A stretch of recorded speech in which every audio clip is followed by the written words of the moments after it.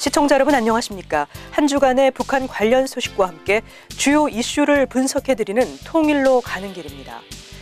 북한이 동해상으로 신형 중장거리 탄도미사일 화성 12형 발사로 미국을 겨냥한 협상력 높이기에 나섰지만 미국은 물론 국제사회의 반응은 대북 제재 압박 강화로 쏠리고 있습니다.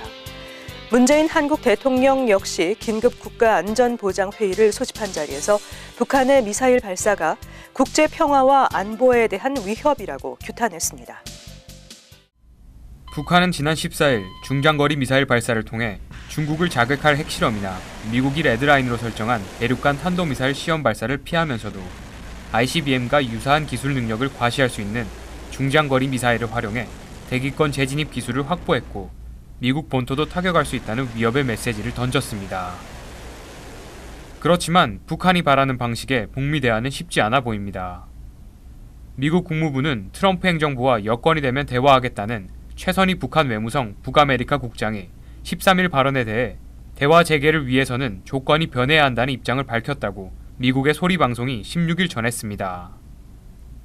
국무부 카티나 애덤스 동아태 담당 대변인은 이 방송과의 인터뷰에서 미국은 한반도 비핵화에 대한 신뢰할 수 있는 대화에 여전히 열려 있지만 대화가 재개될 여지가 있으려면 먼저 조건이 변화해야만 한다고 말했습니다.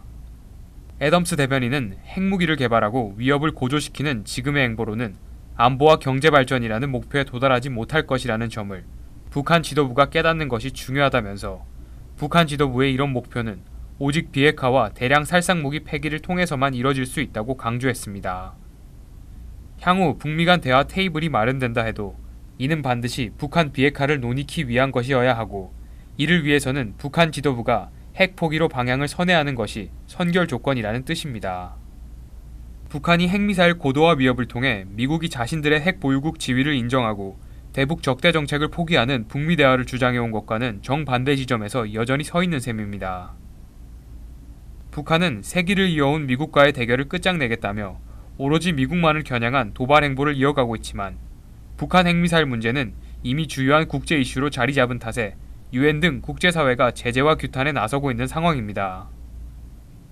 유엔 안전보장이사회는 긴급회의 하루 전인 15일 오후 언론 성명을 채택하고 북한의 불법적인 탄도미사일 발사는 핵무기 운반 기술을 개발하려는 목적으로 지역의 긴장을 매우 높이고 있다면서 북한은 구체적인 행동을 통해 비핵화의 노력을 보여야 하고 더 이상 핵미사일 도발을 하지 않을 것을 강력 촉구한다고 규탄했습니다. 만장일치로 채택된 성명은 중국도 동참했습니다. 통일로 가는 길, 김지수입니다. 북한은 지난 14일 동해상으로 신형 중거리 탄도미사일인 화성 12호를 발사하는 도발을 감행한 지 불과 하루 만에 한국 정부에게는 남북 합의 이행을 촉구하고 나섰는데요. 이는 북핵 문제 관련 협상에서 한국을 배제하려는 전형적인 통미봉남 전술을 구사하겠다는 의도에 따른 것으로 보입니다. 그러나 한국 통일부 당국자는 이러한 북한의 통미봉남 의도에 대해 남북 간의 합의 이행이 잘 안 되는 이유는 북한이 핵 미사일 도발을 하기 때문이라면서 북한의 전술에 말려들지 않을 것을 명확하게 밝혔습니다.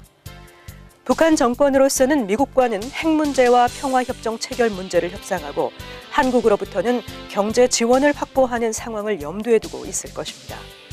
하지만 한미 양국은 지난 20여 년간 북한을 다뤄왔던 경험을 통해 이러한 북한의 꼼수에 대해 일고의 가치도 없다는 점을 잘 알고 있습니다. 북한이 진정으로 대화와 협상을 통한 핵 문제 해결을 원한다면 대화와 협상을 위한 올바른 상황을 조성하기 위한 노력을 하는 것이 유일한 방법일 것입니다.